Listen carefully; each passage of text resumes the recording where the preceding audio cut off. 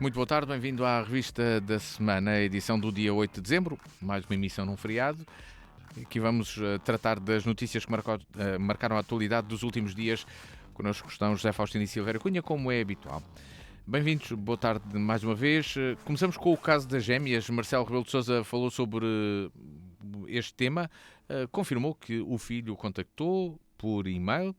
O Presidente da República encaminhou a mensagem para o Governo. O que está aqui em causa, José Faustino, a antiga Ministra da Saúde e atual dirigente da Santa Casa da Misericórdia de Lisboa, peço desculpa de me estar a faltar o termo correto, diz que é normal receberem-se inúmeros pedidos deste género. Mas aqui o que é que está em causa? Vamos lá ver, normal, há aqui coisas. Eu acho que as pessoas está tudo a ficar doido. E agora parece que tudo virgens ofendidas e tudo mais.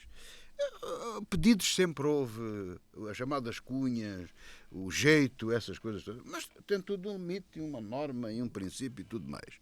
Vamos lá ver, uma pessoa que tem um filho doente, é natural que se agarra tudo até aos santos, às crenças, a tudo, enfim, coisas que nós sabemos, toda a gente conhece a vida, sabe o que é que uma pessoa é capaz de fazer pela saúde de um filho. Portanto, isso é perfeitamente normal.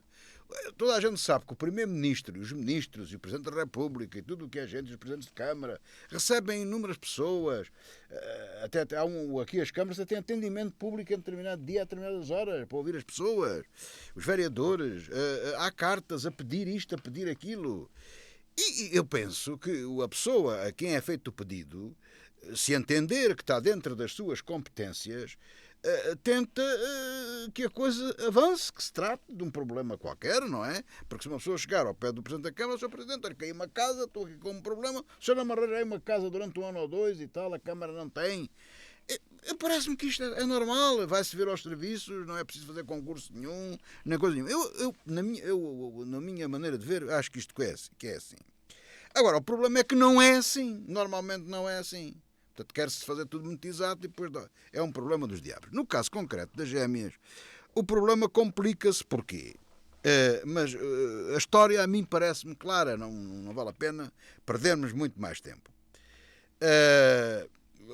Os pais daquelas crianças, em primeiro lugar, aquilo que apurei sobre a questão do tratamento, há dois tratamentos.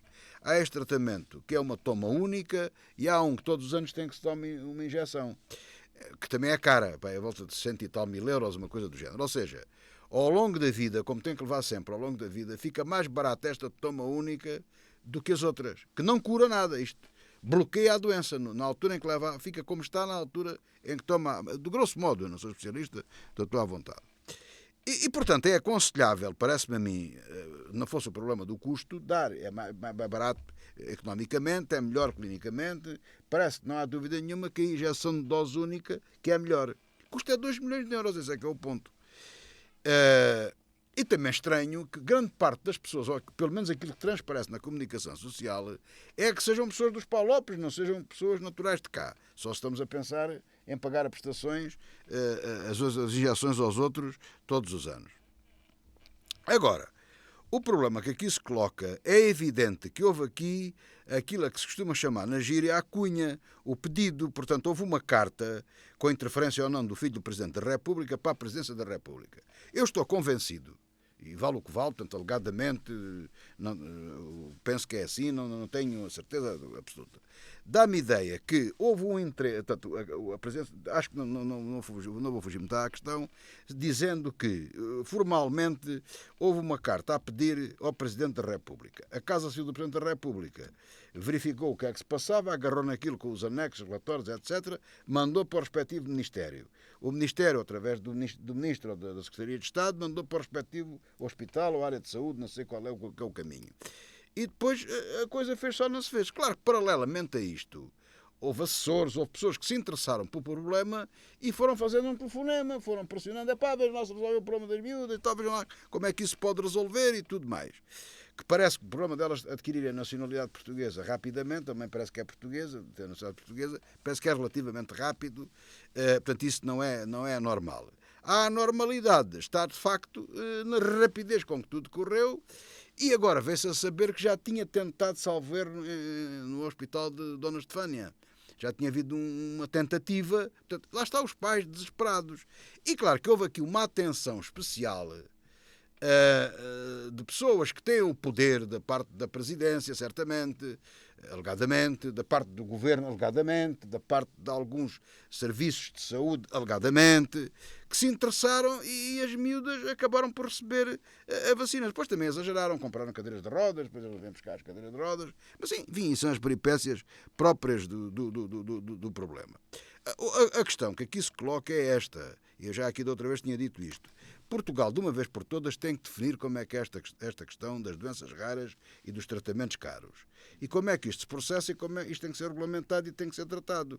E tem que ser arranjado de forma a que, especialmente no caso de crianças, como é este caso e muitos outros, tem que ser feito e tratado rapidamente em tempo útil. Tem que haver um mecanismo rápido para isso.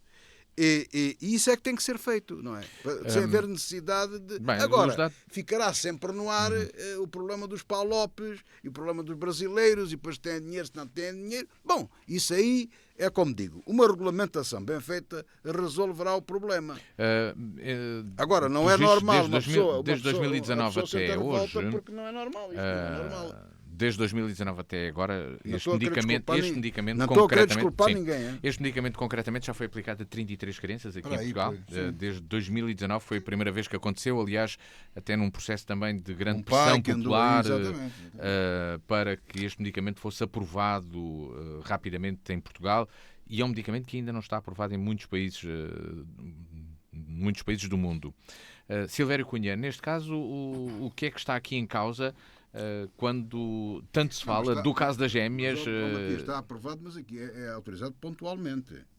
O Infarmed autoriza a importação em cada caso e o hospital que o adquire tem que ter um visto do Tribunal de Contas prévio. Atenção. Sim, isso naturalmente é um medicamento que não se compra na farmácia, não é? Não, mas há outros que não se compram e que não é preciso isso. Desculpa lá. Bom, muito boa tarde. Eu queria, a respeito desta questão de se pedirem, enfim, a interceder junto do poder, a pedir isto, aquilo, aquilo outro, eu queria começar por contar uma história pessoal que me aconteceu um dia, quando nos Correios ainda se faziam filas de espera, e estavam a fazer filas de espera, há uns anos aqui em Évora, eu estava realmente na fila e de repente fui abordado por uma senhora que me confessou ser analfabeta e que me veio pedir o favor de eu lhe escrever uma carta que ela queria dirigir a uma pessoa. E eu, mas pediu aquilo com tanta coisa, tal, que eu, a fila era pequena, havia pouca gente, havia talvez 7 ou 8 pessoas, e portanto ela pediu-me, era daquele momento, tinha que ser daquele momento, eu disse assim, está bem, então pronto. E até saí da fila, isto é mesmo verdade, saí da fila, e fui escrever-lhe a carta. Então disse, então digam lá o que é que quer dizer. E então eu verifiquei que a carta era para o Primeiro-Ministro Cavaco Silva.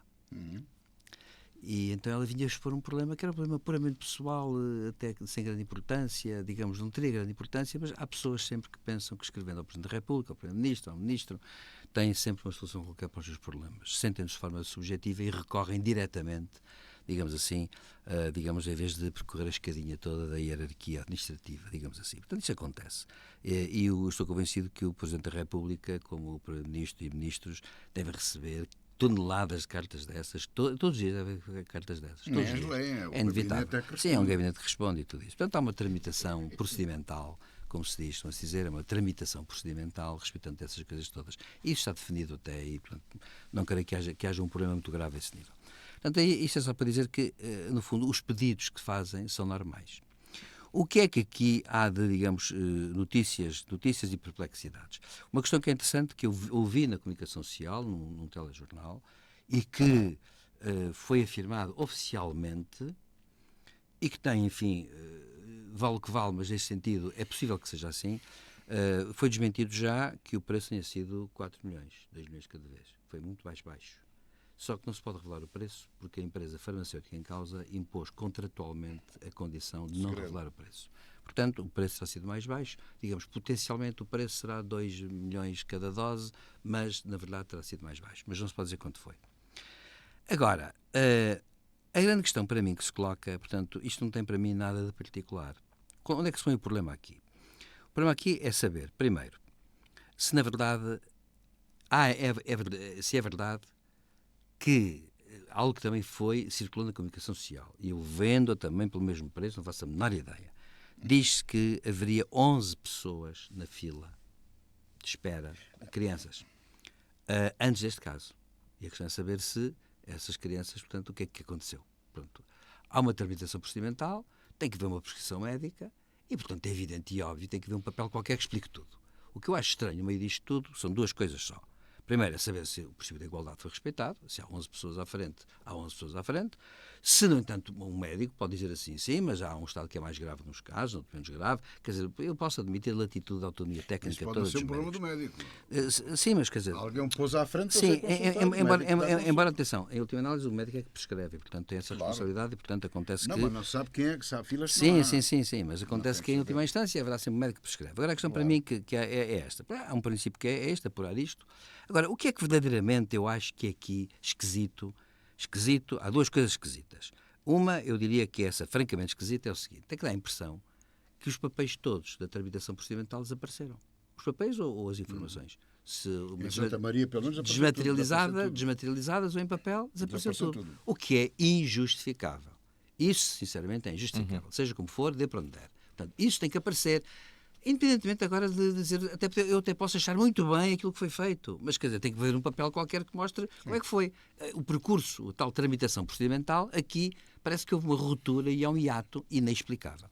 A outra coisa que é um bocado estranha, que eu acho que, sinceramente, isso é que começa agora aqui toda a gente a falar nas redes sociais, é que o Presidente da República também foi um bocado errático nas informações que deu. Que começou por dizer umas coisas, depois disse contradisse, depois disse outra coisa qualquer, e acabou tudo. E depois ficou muito tempo calado. Ele que fala tanto desapareceu da circulação. E ontem aconteceu que ele, ao sair de um sítio qualquer, isto também acontece com a comunicação social. Deu uma conferência de imprensa sobre a matéria. Deu uma conferência sobre a matéria. Muito tempo. Exatamente. E acontece que, num dado momento, o Presidente da República ontem saiu de um sítio qualquer, onde foi oficialmente. E a comunicação social, eu estou a dizer isto a dois jornalistas e, portanto, enfim, farão favor de avaliar como entenderem, mas a comunicação social depois também, em vez de perguntar ao Presidente coisas sobre o que ele foi fazer, que era normal, vão fazer-lhe perguntas sobre isto, o resto não interessa. E então o que acontece? Não, isso é habitual. O que acontece? Atazanaram-no logo com isto. E ele deu uma resposta que, ao mesmo tempo, é uma resposta que responde e não responde. Disse assim, o que eu disse. E não vou desdizer aquilo que eu disse. Sim, mas a verdade é que ele já se desdisse. Esse é que é o problema que se põe, que eu não entendi. Eu até vou de mais longe, vou dizer uma coisa. Eu já disse aqui na semana passada que o Sr. Presidente da República diz que não tem nada a ver com o assunto. Eu acredito nele. Ponto final. Porque era o que faltava, eu não acreditar na palavra do Presidente. É assim mesmo. E acho que até normal. Acho normal, até vou mais longe. Acho normal que ele até pudesse receber uma carta direta que o tivesse informado disso, que ele tivesse lido a carta e tivesse seguido a tramitação procedimental habitual. Isso é tudo normal. Até dizer que não leu a carta, não, é um direito o Presidente ler até tudo o que quiser. Tudo que lhe é dirigido, ele pode ler, pode dizer assim, não, eu agora quero sempre dar uma vista de olhos em tudo que vem para mim, em vez de ser tramitado automaticamente pelos secretários ou por quem for, ou pelos funcionários da Presidência. Portanto, a questão não está aí. A questão está em que, de facto, ele acabou por se confundir um bocado com as coisas e parece que ficou embaraçado com isso. Eu, na verdade, também não vejo razões para isso, por uma razão, porque o Presidente... o importante é saber se o Presidente usou qualquer forma de poder para influenciar ou não. Porque se ele... Eu até vou pôr a questão de outra maneira, que eu ouço aí nas redes sociais dizer... Suponhamos que o filho lhe escreveu, lhe telefonou, o que quer que seja. Mas isso não é proibido. E o Presidente não pode recusar-se, antes de receber a ler uma carta do filho, ou uma mensagem do filho, ou ouvir um telefonema do filho. Isso é absurdo. Agora, a questão está depois, se aquilo foi tramitado normalmente, ou se o Presidente, então, digamos, usando os seus poderes, o Presidente foi dizer, quero isto, e foi por ali abaixo. Bem, ele diz que não. Não, o Presidente não. Portanto, se ele diz que não... Poderia ter havido alguém da Casa Civil. Agora, se ele diz que não, eu acho que temos que acreditar na palavra do Presidente, só pena tudo. Para terminar. Portanto, a única coisa que eu não percebo são duas coisas. É a ausência, desaparecimento de documentos que demonstram a tramitação, a regularidade da tramitação. Bom, e depois, este embaraço aparente do Presidente, que, a meu ver, é escusado, ele não devia ter esse embaraço. Eu não percebi ainda, só se ele, por qualquer razão, porque ele notadamente também disse, eu esqueci-me, não me lembro, e não sei o quê. E eu devo dizer uma coisa, o Presidente, de facto, quando recebe coisas destas, também não tem obrigação de se lembrar de tudo. As coisas são como são. Quer dizer, porque ele não é nenhum robô, nem nenhum mecanismo de inteligência artificial, felizmente. E, portanto, o que acontece?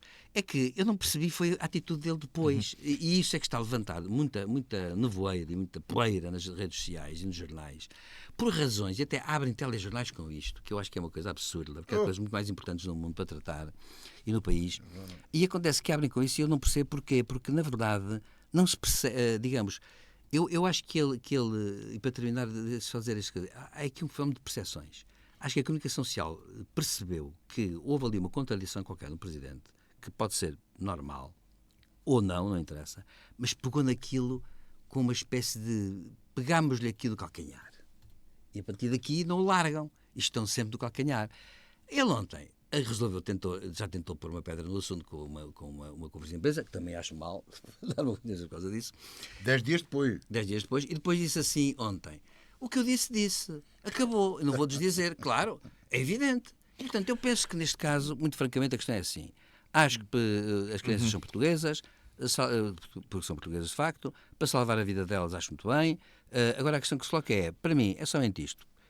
Há mais gente, não houve mais gente, a tramitação orçamental foi regular, não foi? Mais pessoas ou não, e depois, na fila de espera para à mim, frente. o que menos preocupa são as contradições do Presidente, por uma razão, porque até agora não há nada de concreto e nós não podemos tirar do nada alguma coisa. Não é? Pronto, Passamos para outro tema da agenda da semana. A Comissão Técnica Independente avaliou o campo de tiro de Alcochete como a melhor pontuação para a construção do novo aeroporto de Lisboa. Vendas novas surge em segundo lugar. Na primeira fase deve ser adotada a solução Portela mais um, ou pelo menos é sugerido que seja esse o caminho dentro da avaliação técnica. Entre as vantagens de Alcochete está precisamente a sua capacidade de expansão, caso seja necessário. José Faustino, foi uma resposta que já se esperava no teu entendimento? Será a solução que politicamente pode vir a ser escolhida ou o poder político terá de ter em conta outros fatores? Não, estamos em Portugal, quer dizer, tudo pode acontecer, não é? Portanto, isso. Agora, a lógica, o que ia dar já sabia, portanto, isso é lógico, né? Já toda a gente percebeu que a zona de Alcochete, o centro de tiro de Alcochete, o campo de tiro de Alcochete, é o sítio ideal para fazer o aeroporto. Já toda a gente percebeu isso de Lisboa. Outro aeroporto não se discute. Eu não quero discutir que não seja bom sítio fazer um aeroporto em Braga. Isso é outra conversa. Agora, ele não se chama Aeroporto de Lisboa. Em vendas novas, já tenho muita dificuldade em perceber isso. Em Beja também não, nem em Évora. Portanto, isso não me parece que... O de Alcochete ainda está dentro dos limites. Portanto, esse ainda é de Lisboa. Agora, em Portugal nunca se sabe onde é que isso poderá chegar. Vamos ver, portanto, vamos ver. O que me parece a mim é que a decisão correta, para mim tenho a convicção daquilo que ouvi, que li já há variedíssimos anos, que Alcochete é de facto a melhor solução. Agora, há muitas coisas, muitos fatores aqui em jogo, não é? Porque a TAP está para ser privatizada, mais tarde ou mais cedo será privatizada. É claro que é muito importante quem é que vai comprar a TAP, por causa do tal hub. Pronto, não vale a pena dizer aquilo que toda a gente sabe. Se for a Lufthansa, tem vantagem em manter um hub de média dimensão, porque também não vai tirar a operação toda da Alemanha para vir para aqui. Se for aquela em que tem a Ibéria e os ingleses, aí o hub desaparece, vai para Madrid, como é evidente, não é? Portanto, estamos a falar de ligações, que faça as ligações de curto curso, de médio curso, com longo curso, intercontinental. Portanto, o indivíduo para apanhar o avião daqui para Nova Iorque, apanha diretamente a Lisboa, vai apanhá-lo a Madrid. O hub é isso, é Lisboa ou é Madrid, portanto, para nos entendermos.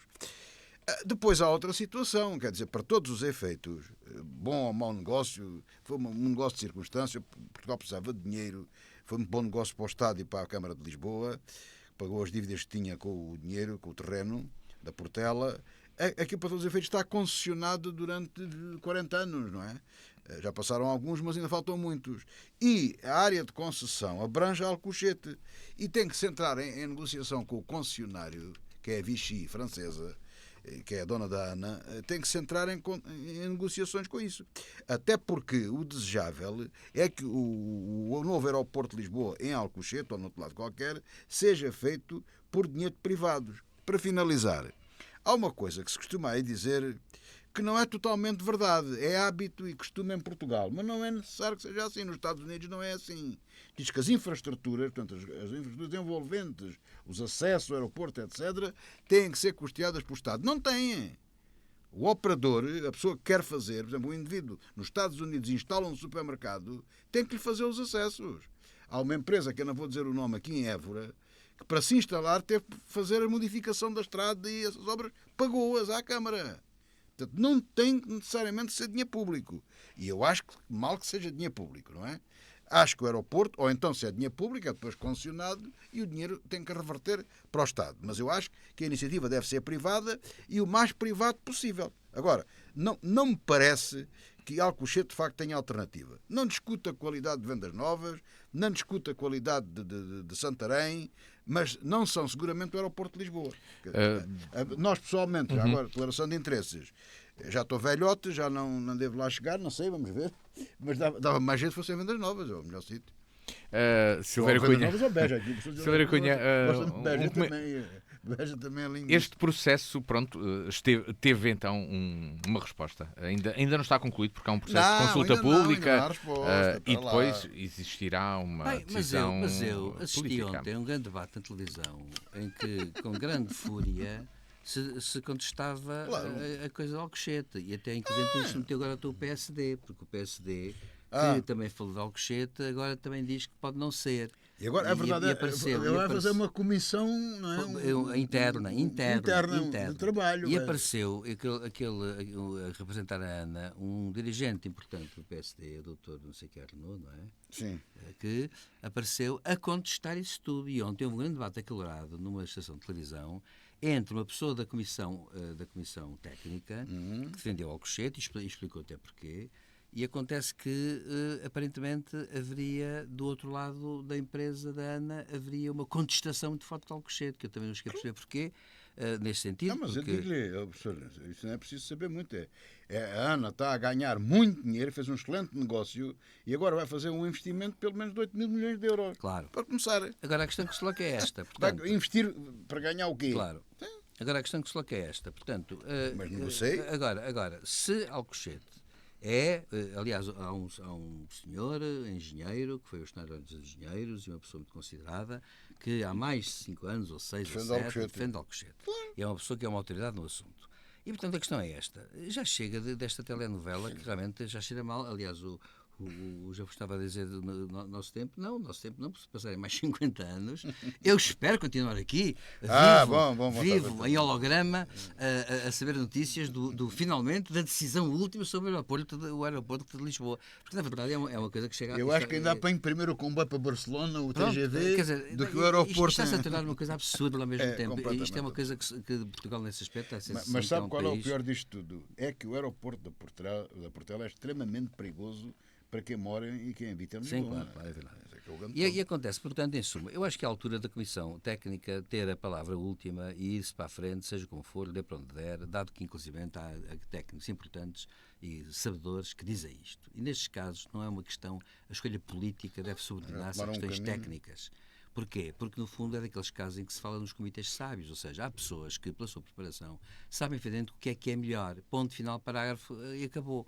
Portanto, eu acho que isso devia ser objeto de discussão agora. Porque agora, inclusivamente, está a intrometer-se a questão de Alcochete na crise política e custo das eleições, como se fosse uma questão que, sendo técnica, fosse suscetível de grande debate e de inversão. Ainda vamos chegar ao dia 10 de março sem ter qualquer posição e sem qualquer solução. 10 de março do ano que vem. Sim, do ano que vem.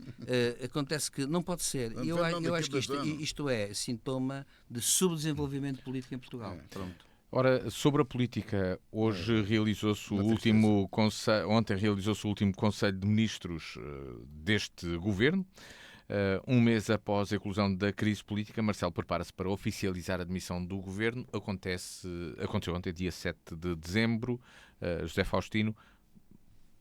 E passado este tempo todo, depois de António Costa ter apresentado a sua demissão, o que é que...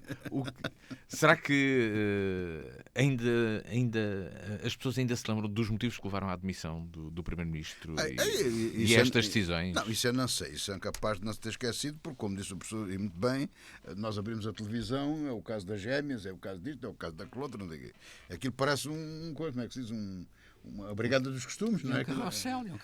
Pois aquilo é uma coisa É um que circo. não se percebe. Não, eu ponho de parte as suspeitas sobre o Primeiro-Ministro. Vou pôr isso de parte, o tal parágrafo. Porque António Costa tinha que se demitir sem o parágrafo. Isso tem que ficar claro. E devido às trafolhices e às coisas que alegadamente se fizeram, pelo menos às suspeições que houve, e se, no caso e na circunstância que de facto se verificou do Presidente demitir o Primeiro-Ministro e dissolver a Assembleia da República, na minha opinião, devia ter sido demitido imediatamente. Não havia cá orçamento absolutamente nenhum. Havia 2 ou 3 coisas, o salário mínimo, não é que eu concordo com isso, mas o salário mínimo e 3 ou 4 coisas que são da lei diretamente, isso tratava-se do assunto rapidamente, isso saía, e o resto não. E governava-se por 2 ou décimos, não morria ninguém por causa disso. E eu acho que, atendendo às circunstâncias, e atenção, não há ninguém que defenda mais a presunção da inocência do que eu, e repetindo que as pessoas até condenadas são presumidamente inocentes, e ponho de parte as acusações do Primeiro-Ministro, eu entendo que o Governo devia já ter sido dissolvido, a Assembleia devia ter sido dissolvida e devia estar em exercício um Governo de gestão com outro Primeiro-Ministro. Podia até ser o Centeno ou um qualquer, não me interessa lá nada para isso. Ou uma pessoa que tivesse a confiança das pessoas, apenas de gestão. Porque o que se está a verificar e o que se vai verificar é que o Governo está em campanha eleitoral. Então a questão era esta, que governo é este que vamos ter a partir de agora, então? É um governo em gestão, mas em campanha eleitoral. Propaganda eleitoral. É uma extensão do Partido Socialista em propaganda eleitoral. A versão máxima é a versão máxima. São as inaugurações, é o Primeiro-Ministro a dizer isto, a dizer aquilo, e por aí adiante. Portanto, é o máximo. Portanto, os ministros também são candidatos, uns apoiam outros, outros apoiam aquilo. É a campanha interna no PS primeiro, depois é a campanha das legislativas. É uma campanha pegada. Eu não concordo com isso. De maneira nenhuma. Tem havido governo de gestão, sim senhor, compreende-se. Na maior parte dos casos, compreende-se. Nestas circunstâncias, devia mudar-se a prática e o uso do que costuma fazer. O Presidente da República devia nomear uma personalidade, devia constituir um governo, era um sacrifício que se fazia perante o país, e governar estes 3 ou 4 meses aquilo que fosse necessário. Pronto, Silvério Cunha, vamos ter então, em vez de um governo de gestão, um governo em campanha? Mas não sei o que é que vai acontecer, é inevitável que os partidos, quando estão no Não, mas o senhor já viu o princípio. Sim, tem sempre a pensão para puxar, enfim, a coisa à sua sardinha, não é? Como se dizer. Professor, desculpe lá. Como é que um governo em gestão, praticamente, não é? Por causa do orçamento, como é que anda a fazer o governo descentralizado, o Conselho de Ministros no Porto? Claro. Agora, a questão que eu coloco é um bocado esta. O problema que se põe aqui, e é o problema que eu acho que vai ultrapassar mesmo as funções do governo e tudo isso, é o problema do desenho da crise e a história que rodeia a crise, que na verdade tornou-se uma coisa muito opaca, porque levantam-se tantas hipóteses, tanta treta, tantos assuntos, que é uma coisa complicada. E como se sabe, aliás, houve uma coisa que eu não posso deixar de ser sensível como jurista, que é aquela história de quando se descobriu. Aliás, eu vou começar por uma coisa curiosa. Há dias houve uma pessoa que numa rede social pôs 8, 9, 10 ou 12 nomes de vários partidos, a dizer, sobretudo PS e PSD, claro, e também do CDS, porque estiveram no governo, que foram acusados de Ministério Público e depois foi tudo absolvido ou arquivado. E eram todos absolvidos e arquivados. Não houve um condenado. Portanto, assim num período longo, últimos 20 anos, que é uma coisa muito significativa. E isto tinha a propósito de um assunto que na realidade se levanta, que é uma questão séria, que é esta, é que na verdade, por exemplo, aquela história que saiu nos jornais e que aparentemente não foi desmentida, não é? De que o ex-ministro Galamba andava a ser escutado há 4 anos, quando as questões que se colocaram a sério são de ano e meio. Isto levanta um problema que, a meu ver, eu continuo a dizer, eu acredito nas autoridades. Portanto, eu acredito no Ministério Público, acredito na magistratura. A Mas as autoridades deviam, por exemplo, explicar isto. E não falam. Porque, vamos cá ver, qual é a sensação? Lá está, as percepções. As percepções que passam para a opinião pública são percepções profundamente erradas. Qual é a percepção que passa imediatamente para a opinião pública? É que há escutas preventivas. Ora, isso não pode ser. Isto é, vamos supor uma coisa que é esta. Amanhã alguém solicitava um juiz que era permeável a isso, que havia uma pessoa que potencialmente era muito perigosa, estamos quase no Matrix, não é? No filme, que é alguém que era muito perigoso, e então começava-se preventivamente a vigiar os seus movimentos, a escutar-se, etc. Para quê? Para evitar que ele cometesse um crime que hipoteticamente era previsível, mas pode não acontecer. Ora bom, isso é uma coisa que é grave por uma razão, porque é o total problema do tempo, ou seja, nós, afinal de contas, o que é que há, porque isto depois não se sabe, há segredo de justiça, nestas coisas, curiosamente, o segredo de justiça não vem cá para fora, não sabe nada, e o que acontece é que a opinião pública começa a levantar suspeitas sobre tudo, e sobre as próprias instituições judiciárias. E o que é que sucede? É que nestas alturas é que a Sra. Procuradora-Geral da República, neste caso, devia pronunciar-se, devia clarificar a questão. Eu acho que é um grande serviço à magistratura, porque eu acho que realmente a magistratura, seja do Ministério Público, seja a judicial, em qualquer caso, mas neste caso é o Ministério Público, enfim, tem uma importância muito grande, que é a função de vigiar e fazer cumprir a legalidade no território nacional. E acontece que estamos num Estado de Direito e, portanto, o que é que acontece? Eu acho que o essencial e fundamental é que haja garantias a esse nível e até haja, não uma prática do segredo, não uma espécie de arcana praxis, mas haja a proteção, precisamente, da transparência, no sentido de saber as linhas com que realmente as autoridades se cosem. Ora bem, o que é que sucede? Sucede que agora vale tudo e instalou-se um clima de vale tudo. E quando se instala um clima de vale tudo, isto é um problema tremendo, porque permite até jogadas da mais variada espécie. Uma pessoa que fosse mal intencionada e que joga nas percepções, até pode dizer assim: olha, o Primeiro-Ministro admitiu-se logo, porque agora diz que, como isto vai demorar não sei quantos anos, vale a pena, ter a sua vida perdida, e o que sucede depois é que, se não houver depois rapidez, ou se provar que não foi condicionada, ele aparece com uma aura inacreditável. Até pode ser uma jogada. Outros dizem, não foi jogada nenhuma, a questão foi esta, é que ele viu-se confrontado com as leis, com as normas, com os prazos, e portanto foi obrigado a isso. Ou seja, repare-se que uma coisa curiosa, no fundo, há uma espécie de incerteza, que sempre que há autoridades que entram em campo, há uma espécie de incerteza que se instala e onde tudo parece possível. Ora, isto não devia ser assim. O que acontece, pelo contrário, para terminar, quando as autoridades entram em campo, elas delimitam muito bem o terreno.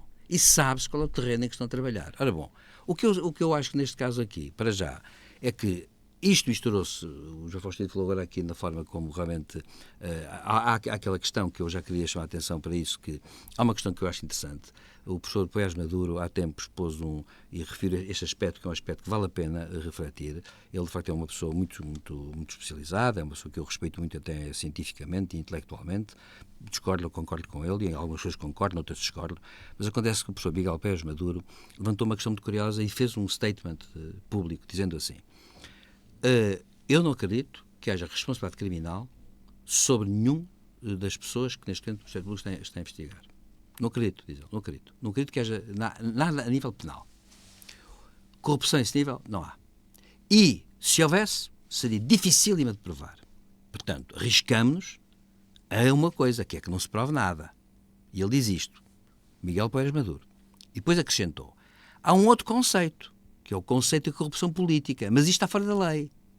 Isso é uma questão política que pode ser até resolvida por uma lei dos lobbies, pode ser resolvida por isso, por aquilo, por aquilo outro. Ou seja, o governo, e aí António Costa, quando deu aquela conferência de imprensa um bocado exótica e bizarra, ele quis lhe dizer uma coisa que é verdade. Por acaso aquilo tem sentido até na ciência política, que ele dizer o seguinte: é que na alta função pública, que começa logo no Conselho de Ministros, há, por lei, uma margem muito grande de discricionariedade administrativa, embora dentro das leis gerais. E o que é que sucede? É que aí pode haver uma margem de manobra maior ou menor dos governos. Não é a margem de manobra da leizinha, da lei pequenina, da linha F do artigo 34 de um documento, de um diploma qualquer. Não. É aquela política de Estado que um governo, por exemplo, sobre o lítio, pode ter. E o que é que sucede? É que quando aí há irregularidades, essa margem de discricionariedade, é difícil provar a questão da corrupção. O que diz Miguel Poés Maduro, que é insuspeito, que é um grande crítico do atual governo, diga-se passagem, e que ele disse foi: há um outro conceito, que é o conceito de corrupção política, que não cabe na lei, que tinha que ser discutido, era politicamente, por quem? Pela Assembleia da República, pelos partidos políticos, e aqui eu presto homenagem ao Dr. Rui Rio, porque ele foi a primeira pessoa, e até hoje única, que levantou essa questão, que eu acho que sofreu isso na pele, diga-se passagem, que levantou essa questão, dizendo, na verdade, essa questão tem que ser regulamentada. De uma forma ou de outra, tem que haver uma reflexão no país. Os partidos, todos, e de preferência os partidos maiores, têm que refletir sobre isto, que é, legisla sobre isto, não se legisla. Porque nessa altura pode acontecer Neste uma caso, coisa... o desenvolvimento da lei do lobby, então. Mas, Matias, Não é só isso. deixa-me só terminar só dizendo isto. É que, qual é o perigo que isto agora vem como o reverso da medalha? É dizer-se assim, é que se então no plano penal é tudo muito difícil, nada se pode provar, então começa a haver aquilo que se chama o ativismo judicial. E essa é outra mancha que eu acho inadmissível lançar sobre a magistratura. Porquê?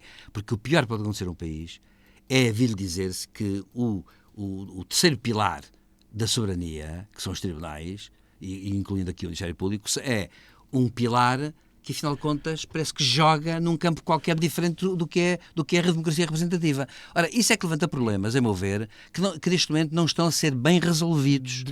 E agora, deixa-me só terminar, Matias, peço desculpa, eu depois calo, mas é assim, só para dizer isto. É que, sabe, esta questão é uma questão que é estudada, está muito estudada. E, inclusive, começou a ser estudada há quase 40 anos noutros países. Há muitos livros sobre isto, artigos científicos. Porquê? Porque, de facto, é um problema importante. E acho que o professor Miguel Pérez Ventura levantou uma questão curiosa, mas é uma questão que é um pau dois bicos. E é para isso que eu queria terminar chamando a atenção para isso. É que como é um pau dois bicos, nós arriscamos a uma coisa dramática, que é estarmos perante uma espécie de ativismo ou percepção do ativismo. Por exemplo, não gosto daquilo que o Presidente do Sindicato do Ministério Público veio intervir com opiniões que são quase científicas. Não são. Portanto, isto para terminar dizendo, há aqui uma confusão que se meteu no meio da crise política e agora é muito difícil destrinçar o que é verdadeiro daquilo que é falso. E perante isto, há um silêncio imperial, que eu até posso dizer que é direito da Sra. Procuradora-Geral, ela não é obrigada a falar, mas que eu acho que perante a situação que se criou, ela devia desenvolver um bocadinho o tema. Ora, devido a essa demissão, também António Costa deixou a liderança, ou vai deixar a liderança do Partido Socialista. Há uma corrida entre dois candidatos. Pedro Nuno Santos, já há algum tempo que se falava sobre Pedro Nuno Santos e a possibilidade de ser o sucessor de António Costa à frente do Partido Socialista.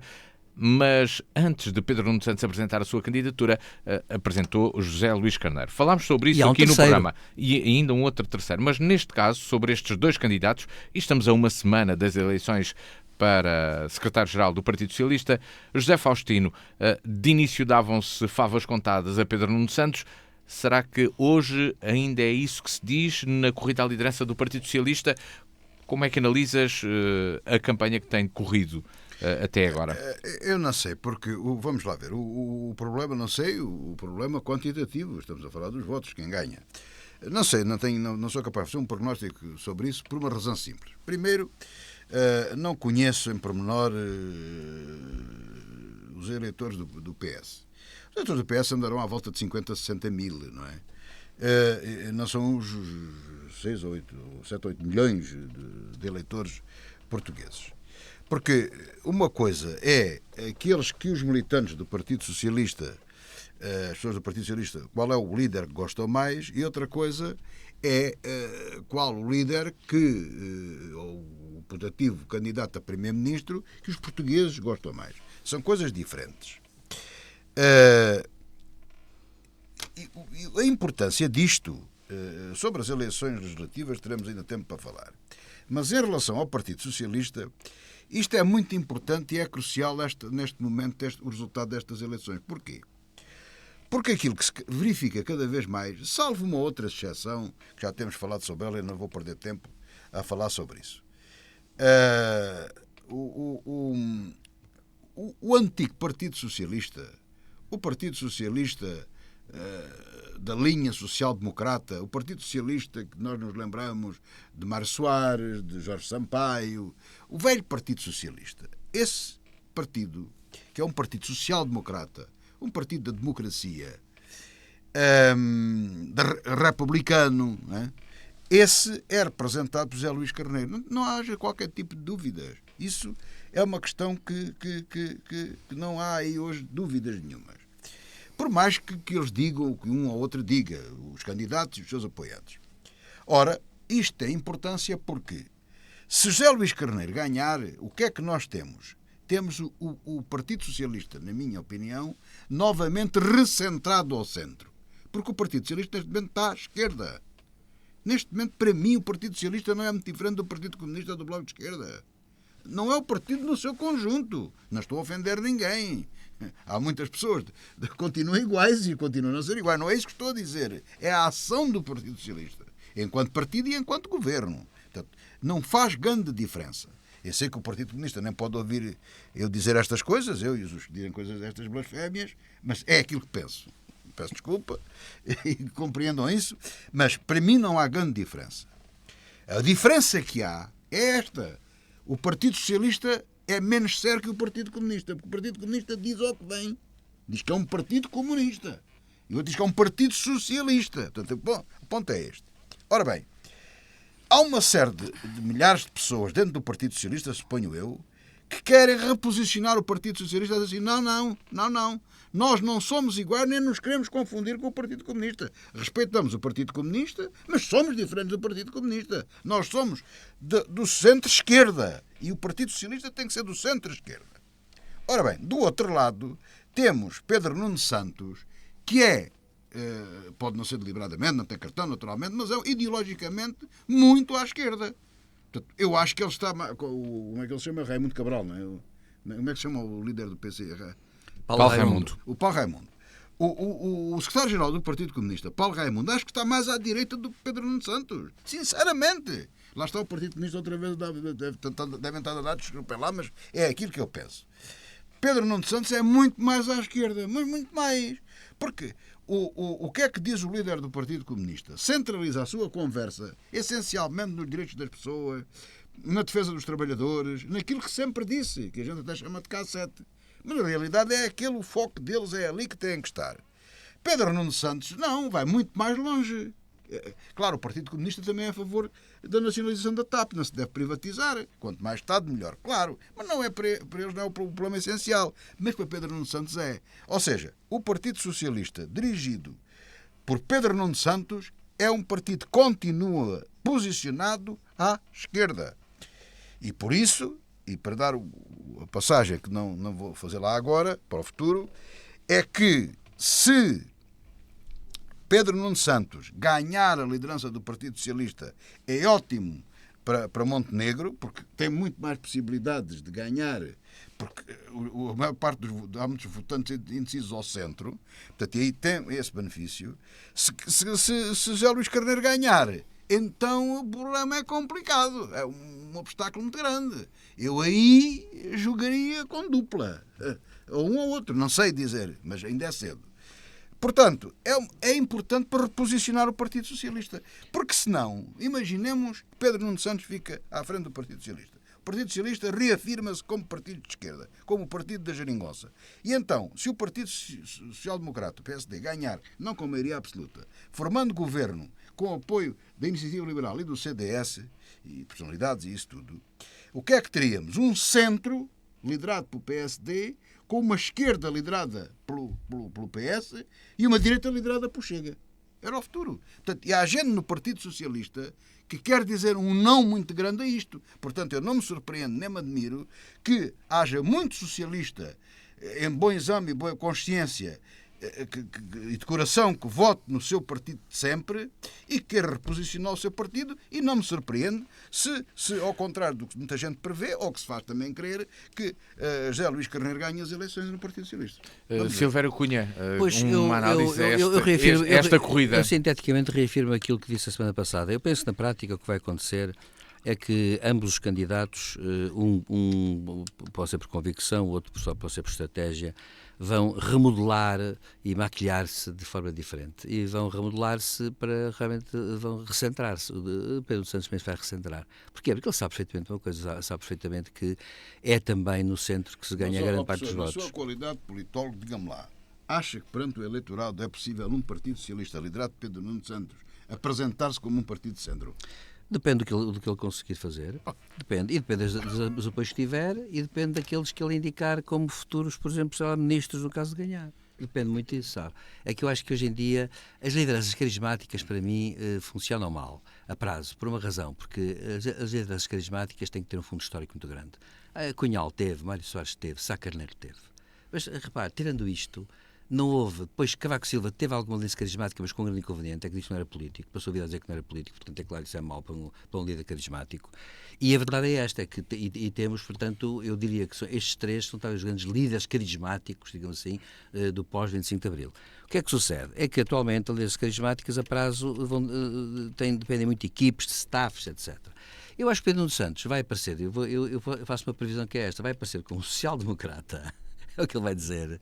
Vai dizer que, Tá bem, que é um mas o social-democrata. senhor aceita uma coisa dessa? Não, Não é o senhor pessoalmente. Em análise política não é possível. Mas é assim. Não, e ele vai apresentar um programa programa qualquer. E o programa qualquer vai ser um programa que ele, de resto, hoje já disse qualquer coisa, hoje ou ontem isso. Já disse assim, que vai repor todos os salários dos professores. Estou todo contente, José Faustino.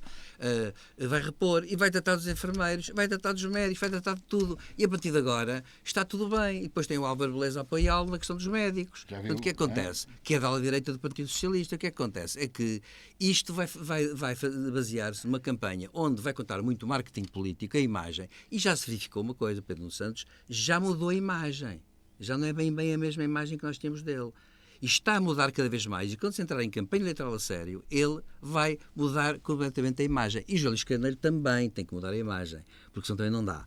Agora, o que eu acho é uma coisa. Agora, há uma coisa que é verdade que o Faustino disse e há coisas que ficam, que é assim. Pedro Nuno Santos é um homem é um decisionista. José Luís Carneiro é um homem consensualista. E isso é claramente, isso é óbvio, isso é evidente. E José Luís Carneiro, portanto, vai tentar aparecer, como ele diz, por todos e para todos, vai tentar aparecer como uma pessoa muito bem centrada, como uma pessoa muito equilibrada e muito razoável numa teoria consensual da política. Pedro Nuno Santos não vai poder escapar fatalmente a uma parte que é agónica. Isto é, vai dizer assim, eu estou mais de um lado, embora possa recentrar-me, mas estou mais de um lado e quero mais não sei quê. E vai dizer que fará isto, mas sempre a pensar naquilo. Claro que vai fazer isso. Agora, é evidente que para o PSD, não sei, eu sinceramente acho que ainda é cedo quando estamos a pronunciar sobre, as sondagens para mim não me interessam nada neste momento, acho que é muito cedo ainda para estarmos a pronunciar sobre isso. Há uma coisa que eu noto, o Paulo Raimundo não está a ter o carisma do anterior líder, não é? Jerónimo de Sousa, não está a ter. É uma pessoa muito serena, mas eu já ouvi duas entrevistas dele, uma na rádio e uma na televisão, por acaso, e casuais, por acaso foram casuais, e devo dizer que achei, pronto, é aquela coisa, o José Faustino disse, é verdade, é aquela coisa de dizer assim, o Partido Comunista tem uma cultura política muito sólida, como toda a gente sabe, portanto, eles centram-se em certas questões, em tópicos fundamentais da sociedade, é verdade, e dizem, faremos isto. Sim, mas falta uma mensagem de fundo. E nós estamos hoje em dia, é preciso uma mensagem de fundo. A Iniciativa Liberal tem mais uma mensagem de fundo do que, por exemplo, coisas muito concretas e muito específicas. Quer dizer, não tem um programa propriamente feito. Porque acho que tem. Não, eu acho que não. Olha, eu vou dizer uma coisa.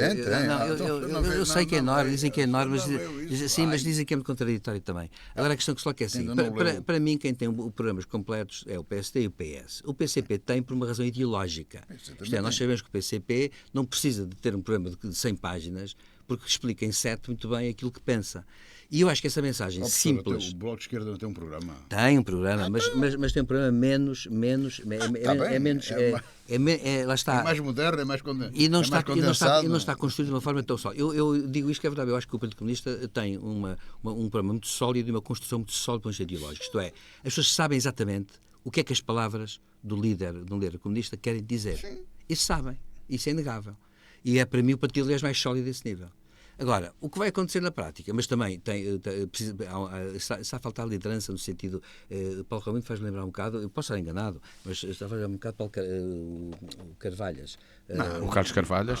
Não, Carvalhas era mais recuado que ele. Não, mas em termos de liderança, isto é pagado. Eu acho que ainda está pagado. Jerónimo de Sousa, a meu ver, era uma lefada de ar fresco. Para o Partido Comunista foi. Foi talvez o líder depois de Cunhal, foi o líder talvez mais forte a esse nível. Isso sim. Agora, acontece que este é cedo e as eleições vão apanhá-lo cedo. Portanto, em suma, eu acho que ainda é cedo. Agora, acho que eles vão se maquilhar muito bem e vai contar, infelizmente, repito, o marketing político. E quando mete o marketing político, entra também o quê? A demagogia digamos, e aquilo que se vai chamar Na que reta é final, publicidade. Digamos, e na eu reta acho isso final mal. da nossa revista da semana, Mas a colocamos. política também é publicidade, não é, professor? Pois é, Marketing. mas é um erro. Mas tem de ter propaganda, não é? Agitação e propaganda. Próprio. Vamos a uma página internacional onde compilamos 3 tópicos de notícias que marcaram a atualidade. Não temos tempo para poder aprofundar qualquer um deles, mas ou deixo isso ao vosso critério. Que tem dado um pouco mais distante da atualidade mediatizada. A Venezuela decretou a anexação de um território da Guiana, um país que fica entre o Suriname e a Guiana Francesa, no norte do Brasil, após um referendo que realizou no seu país. Será que podemos ter uma guerra por território e recursos naturais a chegar à América Latina? Entretanto, guerra essa que na Ucrânia continua. Putin visitou os Emirados Árabes Unidos, a Arábia Saudita. Os republicanos bloquearam um pacote de 111 milhões de dólares para financiar... 1.000 milhões, exatamente, para financiar a Ucrânia e Israel. E do conflito em Israel, Guterres decidiu evocar a lei, neste caso o artigo 99, para um cessar-fogo na faixa de Gaza. José Faustino. Bom, de facto são muitos temas. Eu vou aqui começar. Não, vou falar neles todos assim muito rapidamente. Porque vou tentar pôr um ponto de ordem nisto. A ver se a gente se começa a perceber. É difícil. Porque eu também não tenho razão absoluta, não é? O professor diz logo assim, não concordo. Pronto, está no seu direito. Está tudo estragado. Já menos um adepto. Mas eu vou explicar o ponto. Eu acho que na introdução acho que o senhor concordará. Vamos lá ver. Hitler causou um problema tremendo, muito maior que na Primeira Guerra, se é comparável. A Primeira Guerra foi uma coisa tenebrosa. Mas em termos de problemas complicados de estratégia militar, Hitler causou muito mais problemas. E porquê? Na minha opinião, por um motivo muito simples. Além de outros que há, de outras explicações, que isso está mais que estudado. Foi porque se preparou. Hitler andou uma série de anos a preparar-se. Praticamente desde que começou a escrever A Minha Luta, não é? E que ele começou sempre a preparou-se politicamente e assim que assumiu... Ele praticamente, é preciso dizer isto, ele praticamente, internamente na Alemanha, quando o Partido Nacional Socialista, o Partido Nazi, sobe ao poder, quando o presidente alemão é obrigado, já por desespero de causa, a convidar Hitler para chanceler sozinho, que ele não queria coligações com ninguém, só tinha 30% dos votos, ele já tinha praticamente a nível interno uma polícia montada, os camisas negras, os castanhas, aquela gente toda, não é? Portanto, ele tinha internamente, ele tinha tudo controlado. A partir dali, o que é que ele começou a fazer? A deslocar e a preparar-se na indústria de guerra, a preparar as pessoas, a preparar um exército para a guerra. Ele andou a preparar-se para a guerra. O tempo que vai desde a tomada de posse, claro, fechou o Parlamento para acabar com a democracia, aquilo era um empecilho. O que é que ele fez? Andou a preparar-se para aquilo que fez com a invasão da Polónia. Em todos os aspectos diplomáticos, não sei o quê. E Putin, se nós quisermos ver, a história não se repete, mas assemelha-se muita coisa. Putin fez exatamente o mesmo. Exatamente o mesmo. E Hitler, a ideologia dele hoje vê-se que era uma coisa sem consistência, o antissemitismo, e mais isto e mais aquilo outro, e 30 por uma linha, não é?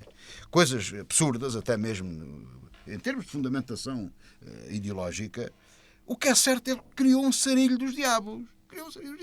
E se não tem cometido uma série de erros, ainda maior era o sarilho, e sabe-se lá o que é que teria acontecido. Ora bem, Putin andou a preparar-se anos e anos e anos e anos. E, de facto, não tinha um grande exército, é inferior ao que tinha Hitler, comparativamente à época e tudo mais, mas andou-se a preparar a todos os níveis. E o que é que agora está a acontecer? Tudo o que aqui se verifica tem tudo uma origem. Putin.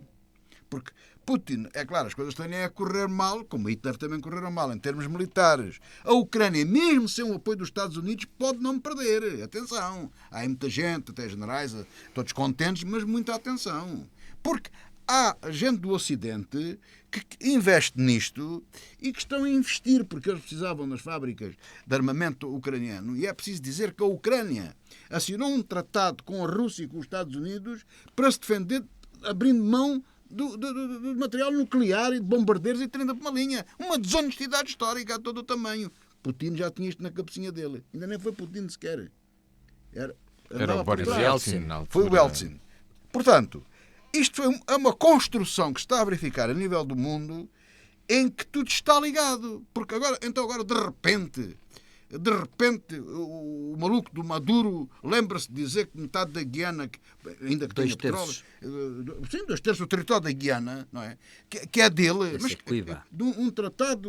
um tratado do século XVIII, salvo erro, uma coisa do século XVIII, que ele foi buscar.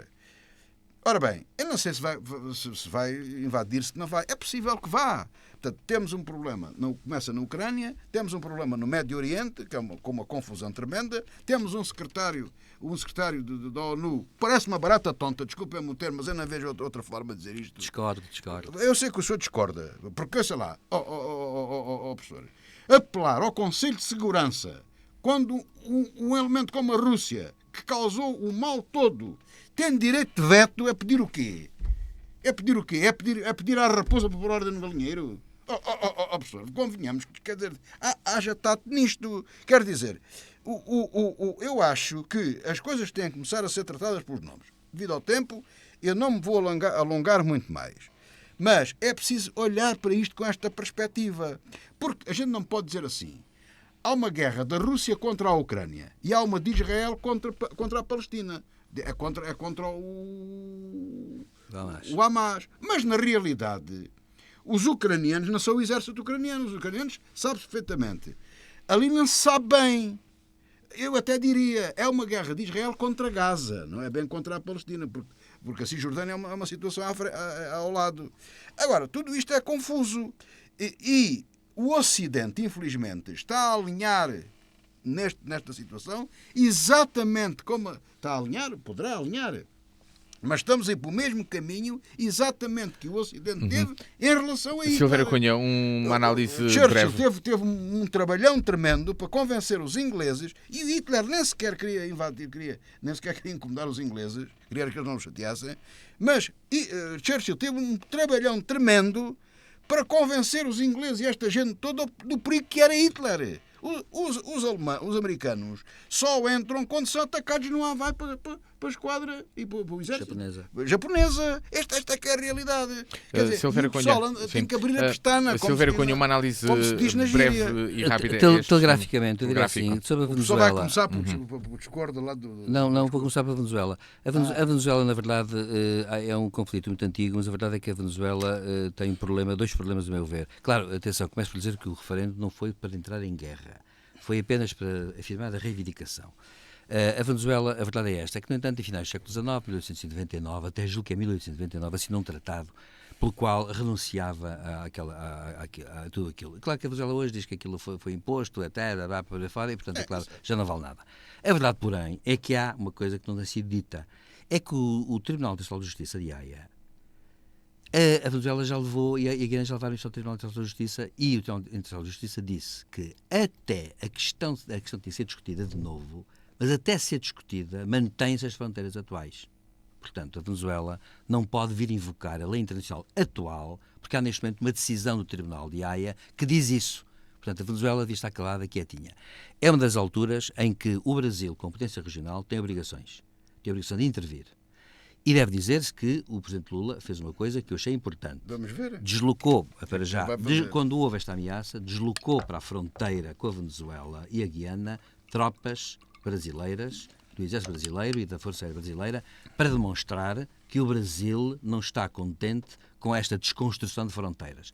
Que essa Secuiba, essa parte que a Venezuela quer chama-se Secuiba, que são 2/3 da Guiana, antiga Guiana britânica, acontece que é, na verdade, muito rica em petróleo e gás natural, e o problema que se põe ali é que o Maduro quer tudo, mas a verdade é esta também. Ninguém percebe porquê, porque a Venezuela também é um dos países produtores de petróleo, tal como está, e, portanto, acontece que é a altura, portanto, de o Brasil puxar os galões e dizer assim: somos a maior potência regional da América do Sul e, se fazem favor, estejam quietinhos, porque senão vamos discutir todos os tratados que houve no século XIX e nessa altura então tínhamos que refazer as fronteiras todas dos países da América do Sul. Portanto, isto é uma coisa que não, sinceramente, Maduro está, a meu ver, a desviar as atenções do seu povo para não ver outras coisas. É uma tática, a meu ver, inconcebível. Bom, Ponto 1. Ponto 2. Putin e a Ucrânia. Eu penso que é uma coisa... É muito grave os republicanos estarem a bloquear 111 mil milhões de ajuda no Congresso apenas por razões partidárias. Eu acho que os Estados Unidos estão numa crise medonha política porque é uma crise de confusão completa e passa a acontecer uma coisa. Os republicanos estão a tirar aquela atitude quanto melhor pior. E o próprio Trump há dias disse uma coisa espantosa. Disse que se for eleito presidente será ditador por um dia. Que é uma coisa que um político dizer isto numa das mais antigas de democracias liberais do mundo é uma coisa que à partida devia logo desqualificá-lo, até devia o Supremo Tribunal Federal devia dizer que dizer isto o tornava inelegível. Acontece que não. E no Congresso os republicanos bloqueiam tudo porque dizem mesmo que não se querem saber. Não querem saber do que está acontecendo na Ucrânia. Eu, às vezes, há a sensação de que os republicanos pensam como Putin. Para ser franco, eu acho que às vezes, objetivamente falando, bem entendido. Bom, finalmente Guterres. Eu não vou... O José Faustino falou bem em Gaza e Cisjordânia, mas a verdade é esta. Israel está-se a portar muito mal na Cisjordânia também. Já matou uma data de gente. A brincar. Eu acho que Guterres... Não foram mortos. Sim, mas muito comparativamente. Não se compara. Não se para compara. concluir... Agora, para concluir, só quero dizer uma ok, coisa. Guterres invocou um artigo que é para que o Conselho de Segurança reflita sobre a questão. Onde é que eu acho que Guterres é, nesse ponto, humanista? E pode-se acontecer que a política internacional esteja neste momento a ser anti-humanista. Ele chama a atenção para um ponto. Isto é para o Conselho de Segurança refletir sobre a questão. E parar-se para pensar, nem que seja um dia. E acho que isso é importante, por uma razão. Porque isto a prazo vai causar grandes problemas no Ocidente. O Ocidente está a enganar-se também com algumas coisas que estão a acontecer. Eu sou um adepto da soberania do Estado de Israel, só fora de causa para mim, desde 48. Acho que 48 é uma viragem. Há uma história passada, uma história complicadíssima, etc. Mas acho que o reconhecimento pela ONU do Estado de Israel, com o voto da União Soviética, inclusivamente, é um ponto final no assunto. O Estado de Israel tem esse direito. Agora, tem que haver uma solução política. E o problema que se coloca é que, a meu ver, Israel está, neste momento, a não pensar muito bem na questão por uma razão. Porque utilitariamente, mas não é utilitário. Utilitariamente, Israel, se estivesse à frente de uma pessoa chamada Marshall Spínola, tinha feito guerra psicológica e ganhava a guerra de outra maneira. Poder pode. Também não quer. Porquê? Porque a opinião pública não quer. É assim. Agora compara o Hamas ao Não. É assim. Temos de terminar o programa. É só para dizer isto, é que não pode não. O problema é outro. É que há aqui também fatores irracionais na política, infelizmente. E vou dizer uma coisa. Kissinger, que morreu, como se sabe, entretanto, com 100 anos, nas suas obras académicas, onde ele, de facto, foi bastante melhor do que como político, disse sempre uma coisa, a começar na tese de doutoramento dele. Disse sempre que é inútil, é irracional, contraproducente haver a política das chamadas retaliações maciças. É o que está a fazer Israel. Chegamos assim ao final desta revista da semana com José Faustino e Silvério Cunha. O programa está sempre disponível todas as sextas-feiras aqui na DNFM, às 18 horas, ao sábado às 14, sempre que quiserem, www.dnfm.com. E para quem nos vê no YouTube, aí está o sinal de que também podem encontrar já a sua rádio no Instagram. Tenha a continuação de um bom fim de semana.